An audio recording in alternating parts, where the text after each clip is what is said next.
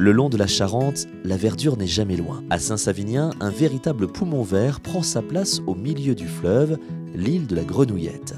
Alors, l'île de la Grenouillette, écoutez, avant c'était une briqueterie. C'était une briqueterie, il y avait une mare où tous les enfants, comme son nom l'indique, venaient pêcher les grenouilles, d'où le nom de la Grenouillette. Voilà, et on est vraiment sur un site magnifique où on fait plein d'activités, le 14 juillet, enfin des grands événements.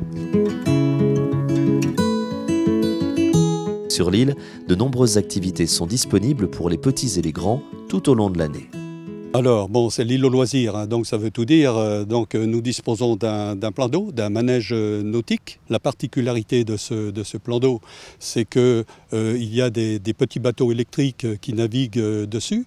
Alors donc les parents viennent, 3 enfants par bateau, un parent qui conduit, qui donne le volant quelquefois aux enfants qui se prennent vraiment pour des capitaines. Et puis il y a les structures gonflables, voilà.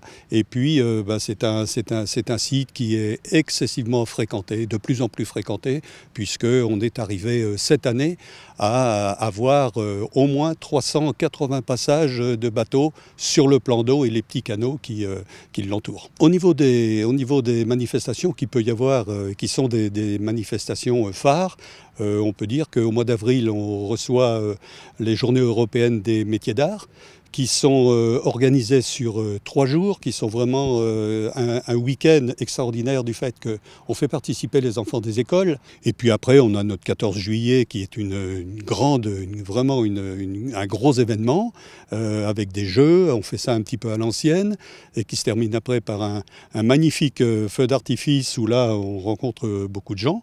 Il y a aussi, on fait beaucoup de musique à Saint-Savinien. On a un orchestre symphonique, on a une chorale d'une 50aine de personnes.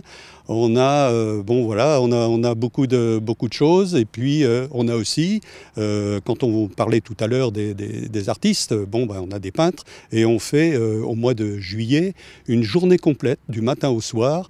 On reçoit des peintres qui viennent d'un petit peu partout et sur le quai des Fleurs, on fait une exposition. On appelle ça le marché des peintres. Entre fleuve Charente et falaises calcaires, qu'elles soient paysagères ou patrimoniales, les richesses de Saint-Savinien sont nombreuses.